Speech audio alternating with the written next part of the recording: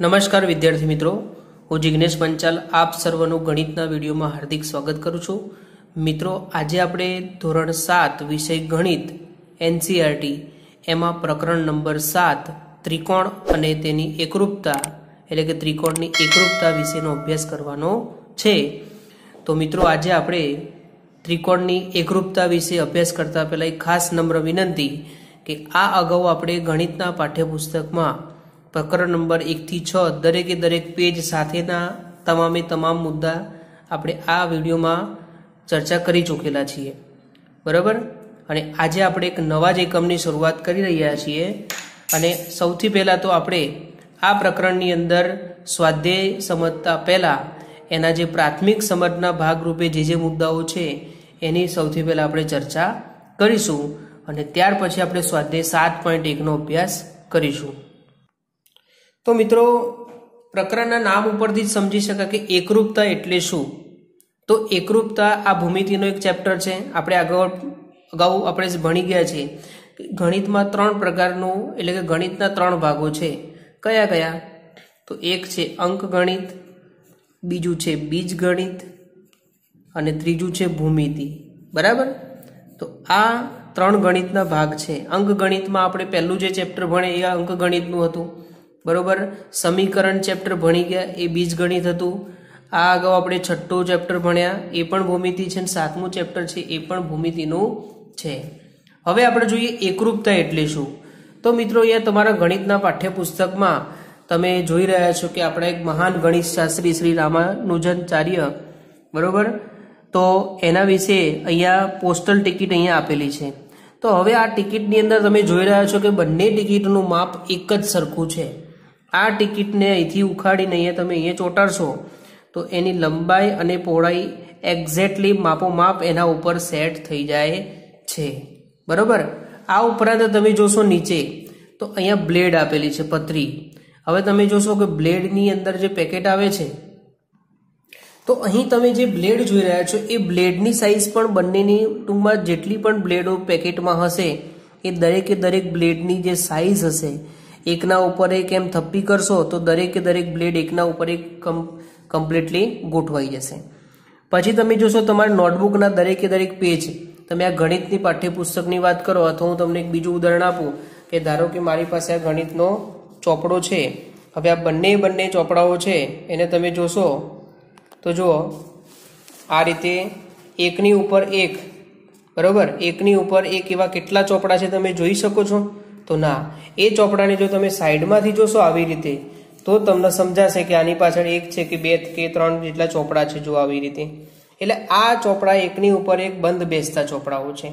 આને આપણે ગણિતની ભાષાની અંદર એકરૂપતા કહીએ છીએ. એકરૂપતા એટલે કે એનો જે આકાર છે એ એકની ઉપર એક સેટ થાય તેવો છે, બરોબર. ત્યાર પછી અહીંયા તમે જોઈ રહ્યા છો બિસ્કિટ છે, આપણે પાર્લે બિસ્કિટ હોય કે બ્રિટાનિયા હોય ગમે તે. ત્યાર પછી આ બંને જુઓ રમકડા છે, બંને પણ કેવા છે? એક જ સાઈઝના રમકડા છે, બરાબર. તો જુઓ, આપણે જે આ બધા જે વસ્તુઓના જે સંબંધો મેળવીએ છીએ, બરોબર, એટલે કે ટૂંકમાં બંને વસ્તુઓ એક જ આકારની, એક જ સરખા કદની હોય છે અને એકબીજાની ઉપર બંધ બેસતી હોય છે. તો જે આ સંબંધ જે છે વસ્તુઓનો, બરોબર, સરખામણી કરવાનો એને એકરૂપતા કહેવાય. શું કહેવાય? એકરૂપતા. હવે આપણે જોઈએ સમતલીય એકરૂપતા કોને કહેવાય. તો તમે અહીંયા જોઈ રહ્યા છો કે 2 ભૌમિતિક આકારો છે, F1 છે અને F2 છે.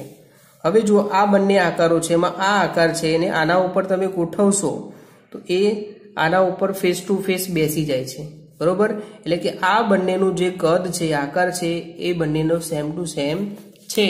તો આપણે આને ગણિતની ભાષામાં લખવું હોય એકરૂપતાનો સંબંધ છે, બરોબર, તો આપણે આને આ રીતે લખી શકીએ કે F1 પછી આ બે જે છે એને ઇક્વલ ટુ કહેવાય અને એની ઉપર જે આ રીતનું ચિહ્ન છે જેને ગણિતની ભાષામાં એકરૂપતા કહેવામાં આવે છે, બરોબર. એટલું તમારે ખાસ યાદ રાખવાનું.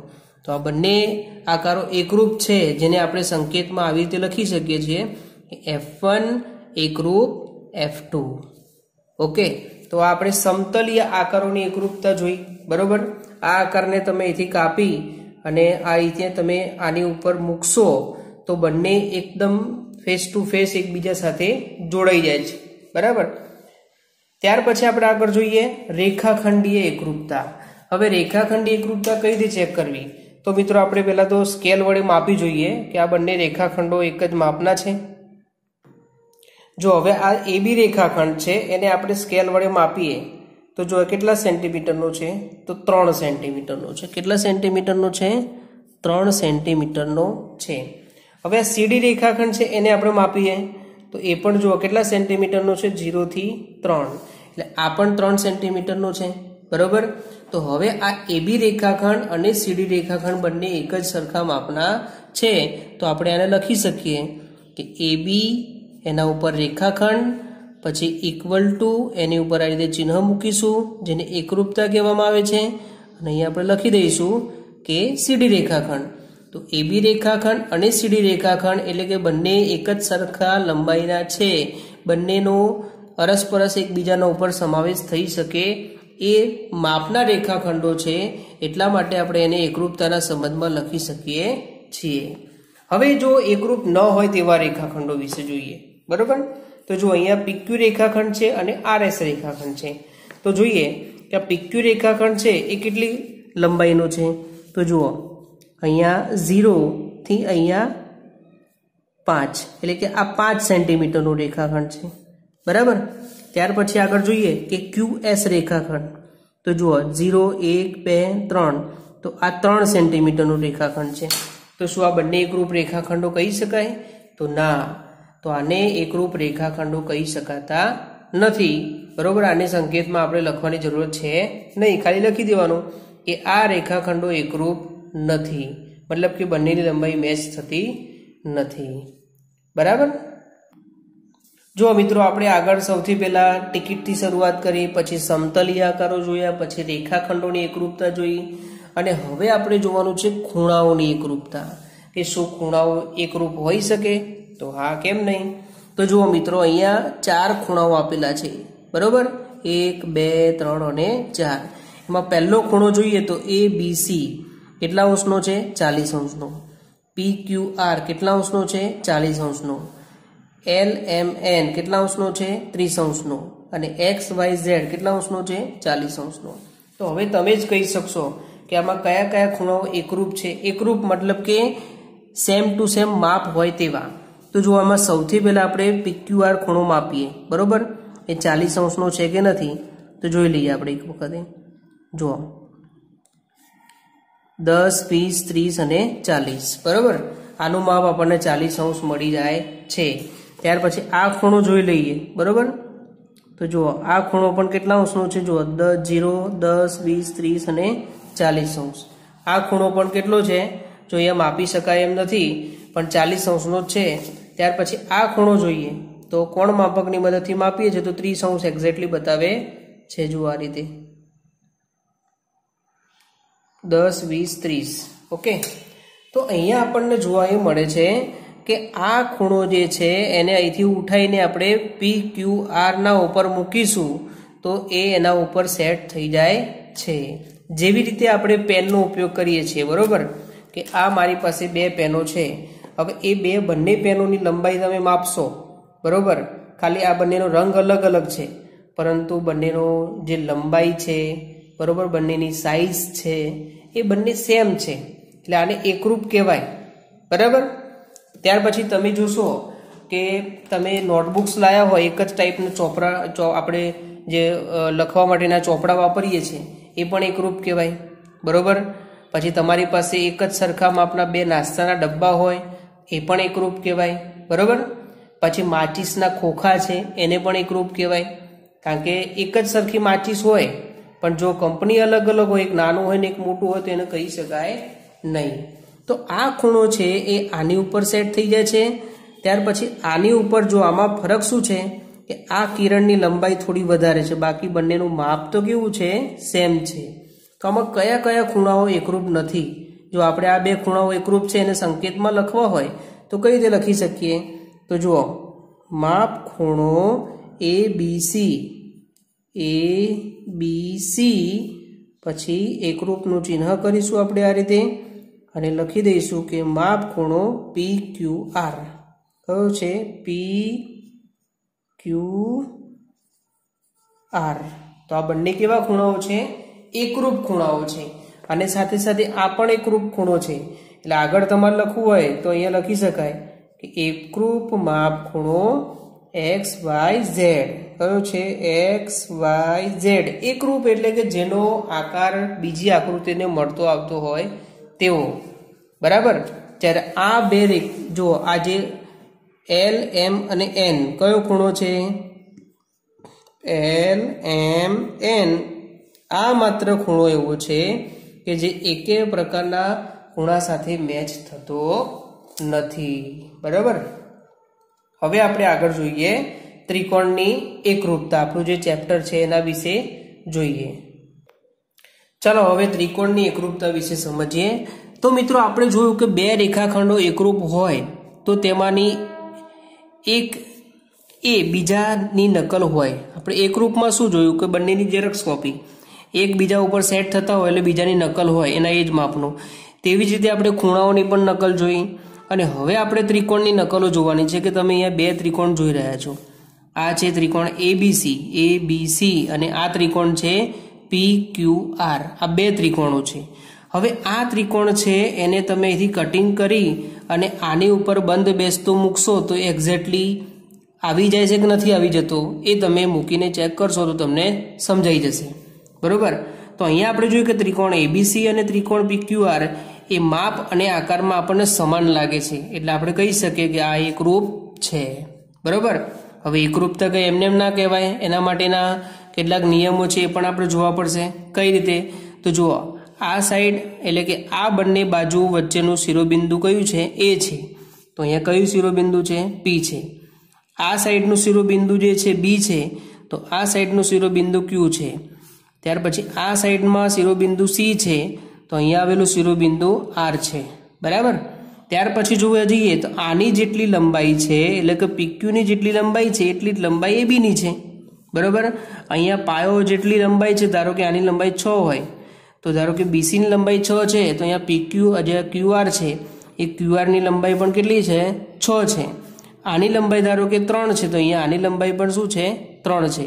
એટલે કે બાજુઓ પણ જોવી પડે। ત્યાર પછી ખૂણાઓ જોવા પડે। આ ખૂણાનું માપ જેટલું હોય એટલું જ ખૂણાનું માપ આનું હોવું જોઈએ, આ ખૂણાનું માપ જેટલું હોય એટલું જ આનું માપ હોવું જોઈએ અને આનું જેટલું માપ હોય એટલું જ આનું હોવું જોઈએ। એટલે કે આટલી 3 શરતો તમારે જોવાની। જો એ શરતો અનુરૂપ હોય તો જ આ બંને ત્રિકોણો એકરૂપ છે। એ વિશે આપણે શરતો જોવાની બાકી છે, એ આપણે 1 by 1 જોઈશું। તો જુઓ, સૌથી પહેલા આપણે સંગત શિરોબિંદુઓ આપણે જોયા, બરોબર। કયા કયા શિરોબિંદુઓ? તો જુઓ A અને P જોઈ લીધા। ત્યાર પછી જુઓ B અને Q તો B અને Q પણ જોઈ લીધા। ત્યાર પછી C અને R તો C અને R પણ જોઈ લીધા। ત્યાર પછી સંગત બાજુઓ તો જુઓ AB છે એની સંગત બાજુ કઈ છે? સંગત મતલબ એની જગ્યાએ જ આવેલી બાજુ કઈ છે? તો આ આપણે એક ત્રિકોણ છે એને અહીંયાથી આના ઉપર સેટ કરીએ તો AB ની સાથે કઈ બાજુ સેટ થાય છે? તો PQ સેટ થાય છે। પછી BC છે એની સાથે કઈ બાજુ સેટ થાય છે? તો QR સેટ થાય છે અને AC છે એની સાથે કઈ બાજુ સેટ થાય છે? તો PR સેટ થાય છે। એવી રીતે આપણે જોવા જઈએ તો અહીંયા ખૂણો A છે એની સાથે કયો ખૂણો આવશે? P આવશે, બરોબર। પછી B ખૂણો છે એની સાથે કયો ખૂણો આવશે? C આવશે અને C છે, બરોબર, સોરી B ખૂણો છે એની સાથે અહીંયા Q આવશે અને C ખૂણો છે એની સાથે ખૂણો R આવશે, બરોબર। તો આ રીતે આપણે કહી શકીએ કે આ બંને ત્રિકોણો કેવા છે? એકરૂપ ત્રિકોણો છે અને એકરૂપ ત્રિકોણોને સંકેતમાં લખવું હોય તો આ રીતે લખી શકાય કે ત્રિકોણ ABC પછી એકરૂપ ત્રિકોણ PQR, બરાબર। તો આ ત્રિકોણોને આપણે સંકેતમાં લખવા લખી શકાય કે એકરૂપતાને સંકેતમાં લખો, બરાબર। પછી આપણે સંગતતા જોવાની આવશે, બરાબર। બીજું મિત્રો તમારે ખાસ યાદ રાખવાનું કે આપણે ઉપરની જે એકરૂપતા ચેક કરી તો માત્ર એકરૂપતા ચેક કરવાથી ત્રિકોણો સંગત બને એવું હોતું નથી। કેમ? તો આપણે જોયું કે ત્રિકોણની એકરૂપતાની વાત કરતી વખતે માત્ર ખૂણાના માપ કે બાજુની લંબાઈ એટલે કે ખૂણાઓના માપ કે બાજુઓની લંબાઈ જ માત્ર ધ્યાનમાં લેવાની નથી, પરંતુ શિરોબિંદુની સંગતતા પણ ધ્યાનમાં લેવાની છે। કઈ રીતે? તો આપણે ઉપર જોયું કઈ રીતે, તો જો હું તમને અહીંયા આકૃતિ દોરીને બતાવું છું કે અહીંયા ત્રિકોણ આપણે ઉપર જોયું કે આ ત્રિકોણ છે ABC અને આ એક ત્રિકોણ છે જેનું નામ છે PQR, બરાબર। તો હવે આપણે જોઈએ કે જો A છે એની જગ્યાએ કયું બિંદુ આવેલું છે? તો P। અહીંયા Q છે, બરાબર, એની જગ્યાએ કયું બિંદુ આવેલું છે? અથવા B છે એની સામે, એને એક્ઝેક્ટલી એના ઉપર ગોઠવતા અહીંયા B ની ઉપર Q બિંદુ સેટ થાય છે અને આપણે જોઈએ કે C છે એની ઉપર કયું બિંદુ સેટ થાય છે? તો R। તો આને આપણે શું કહીશું? જો આ રીતે લખવું પડશે કે ABC, પછી જ્યાં આ વચ્ચે આપણે રેખા જેવું આ રેખા જેવું દોરીએ છીએ ને નાનકડી, જેને આપણે સંગત કહીશું। શું કહીશું? સંગત। શું બોલવાનું? સંગત। આવું જે ચિહ્ન હોય એને ગણિતની ભાષામાં સંગત કહેવાય। પછી આપણે લખવાનું PQR, એટલે કે ABC બિંદુઓની સંગત PQR સેટ થાય છે। ઓકે, ચાલો હવે ઉદાહરણ નંબર 1 જોઈએ ગણિતના પાઠ્યપુસ્તકમાંથી। જો મિત્રો હવે અહીંયા શું છે કે ત્રિકોણ ABC અહીંયા આપેલો છે, જુઓ ABC। હવે સામે ત્રિકોણ PQR આપેલો છે પણ એના જેવી રીતે ગોઠવેલો નથી, એના કરતાં ઊંધો ગોઠવેલો છે। PQR અહીંયા શું છે? ઊંધો છે। હવે આપણે આને આના ઉપર જો ગોઠવવો હોય, એટલે કે આ ત્રિકોણ જે છે અહીંયા હું તમને ગોઠવીને બતાવું છું। જો તમને એમ ન સમજાય તો તમારે સૌથી પહેલાં શું કરવાનું? જો આ રીતે ત્રિકોણ દોરી દેવાનો। હવે જો આના જે બિંદુઓ છે આપણે લખી દઈએ। જો અહીંયા A છે, અહીંયા B છે અને અહીંયા C છે। હવે મિત્રો જો આ ત્રિકોણ ઊંધો આપેલો છે ને, એને તમારે સમજવાનું કે જો આ નાની બાજુ જે છે, બરોબર, અને આ મોટી બાજુ છે, તો આ ત્રિકોણને તમે આમ કરશો તો R બિંદુ જે છે અહીંયા ઉપર આવશે, જુઓ છે ને। ત્યાર પછી R થી લાંબી બાજુ જે છે પાયા તરફ જાય છે, અહીંયા કયો બિંદુ આવે છે? Q આવે છે। તો R અને Q લખાઈ ગયા પછી કયો બિંદુ આવે? તો P। તો અહીંયા P તમારે ખૂણા ઉપર લખી દેવાના। તો થઈ ગયા બંને સેમ ટુ સેમ ત્રિકોણ। અને હવે આપણે શું કરવાનું છે? જુઓ એના અંદર પ્રશ્ન પૂછેલું છે કે ત્રિકોણ ABC અને ત્રિકોણ PQR એટલે કે PQR ની સંગતતા ABC, એટલે ABC સંગતતા RQP એકરૂપ છે। તો હવે આપણે જોઈ લઈએ કે જુઓ A શિરોબિંદુ છે એની સામે જોઈ લો, R બિંદુ છે, B છે એની તરફ કયું છે? તો Q બિંદુ આવે છે અને અહીંયા જોઈએ C બિંદુ છે ત્યાં કયો બિંદુ આવે છે? P છે। તો છે આપણે અહીંયા આકૃતિ પરથી જ ખબર પડી જાય છે। હવે નીચે 3 પ્રશ્નો આપેલા છે, કયા? તો PQ રેખાખંડ, ખૂણો Q અને RP રેખાખંડને સંગત ત્રિકોણ ABC ના ભાગના નામ લખો, બરોબર। તો સૌથી પહેલા આપણે જોઈએ કે સંગતતાની સારી સમજ મેળવવા માટે આપણે અહીંયા આકૃતિ જોઈ લીધી, બરોબર। આકૃતિને આપણે અહીંયા સાદી રીતે દોરી દીધી। હવે આપણે લખી દઈએ, ખાલી અભ્યાસ કરવાનો છે કે જુઓ હવે શું કરવાનું છે। આપણે પહેલો પ્રશ્ન છે કે PQ રેખાખંડ છે, કયો છે? આ PQ રેખાખંડ, બરોબર। તો આના જેટલું જ માપ હોય તેવો રેખાખંડ ત્રિકોણ ABC માં કયો છે? તો જો અહીંયા આ ત્રિકોણમાં પાયો કયો છે? PQ રેખાખંડ છે। તો ત્રિકોણ ABC માં કયો છે પાયો? તો BC રેખાખંડ છે। તો પહેલાનો જવાબ આપણે શું લખી દઈશું? તો જુઓ PQ રેખાખંડ એકરૂપ કયો છે? BC રેખાખંડ, બરાબર। ત્યાર પછી બીજાનો જવાબ આપણે શું લખીશું? તો જુઓ ખૂણો ખૂણો Q આપેલો છે, કયો ખૂણો છે? ખૂણો Q। તો એને સંગત ખૂણો કયો છે? ખૂણો B છે। તો અહીંયા લખી દઈશું ખૂણો B છે, એને જે એકરૂપ ખૂણો છે એ ખૂણો, જો ખૂણો Q છે એને એકરૂપ ખૂણો કયો છે? B છે। અને ત્રીજા નંબરનો જે પ્રશ્ન છે એ બાજુના ઉપર આધારિત છે કે RP રેખાખંડ કયો છે? RP। તો જો આટલું માપ હોય એવો બાજુ કઈ છે? તો અહીંયા AC રેખાખંડ છે। તો લખી દઈએ કે RP રેખાખંડ એકરૂપ AC રેખાખંડ। તો અહીંયા જો આપણને જવાબ મળી ગયા છે ને ચોપડી પ્રમાણે, બરોબર। આને આપણે આ એકરૂપમાં લખ્યા હવે આપણે એને શું કરવાનું છે? સંગતતામાં લખવાના છે. સંગતતામાં લખવા માટે શું કરવું પડશે? તો જુઓ, PQ સંગત BC રેખાખંડ, બરાબર. ત્યાર પછી ખૂણો Q સંગત ખૂણો B અને RP સંગત AC. આ મેં એકરૂપતાના સંબંધમાં લખ્યા છે અને આ મેં સંગતતાના સંબંધમાં લખેલા છે. હવે મિત્રો આપણે સ્વાધ્યાય 7.1 નો અભ્યાસ કરવાનો છે. ચાલો મિત્રો હવે સ્વાધ્યાય 7.1 નો અભ્યાસ કરીએ. તો જુઓ મિત્રો, સ્વાધ્યાય 7.1 છે એમાં ખાલી જગ્યાઓ આપેલી છે કે નીચેના વિધાનો પૂરા કરો. હવે એમાં એ છે, એમાં લખ્યું છે કે બે રેખાખંડો એકરૂપ ત્યારે જ હોય.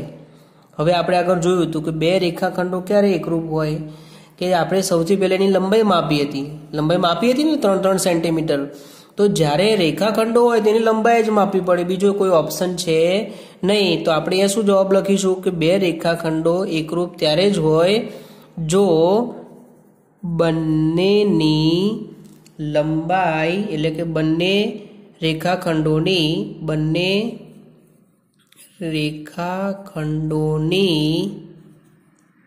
લંબાઈ સરખી હોય.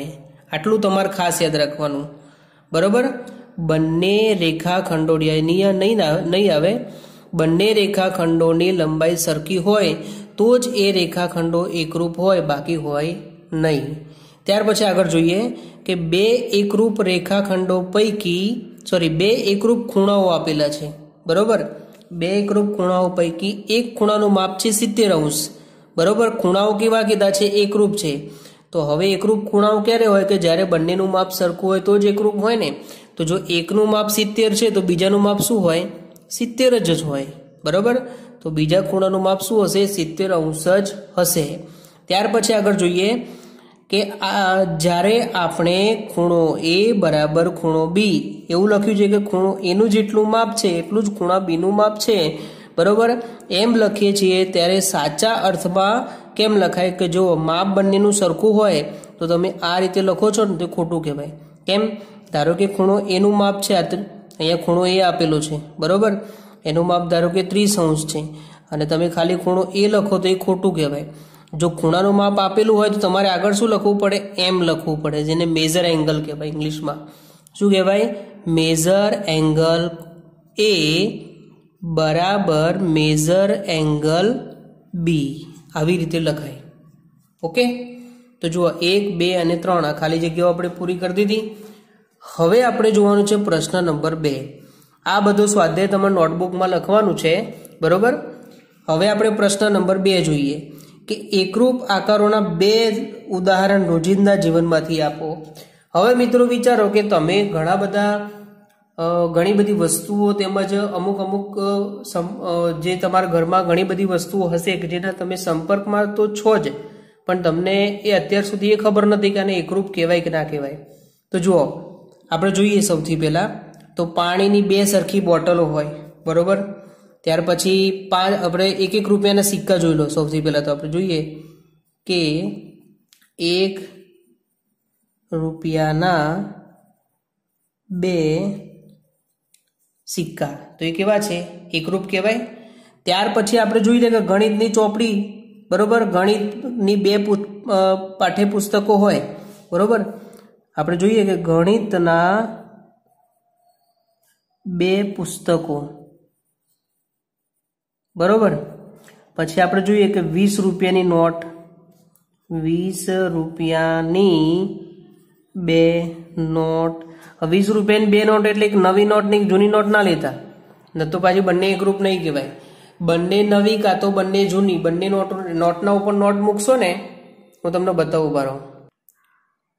હવે જો આ 10 રૂપિયાની જૂની નોટ છે, બરોબર.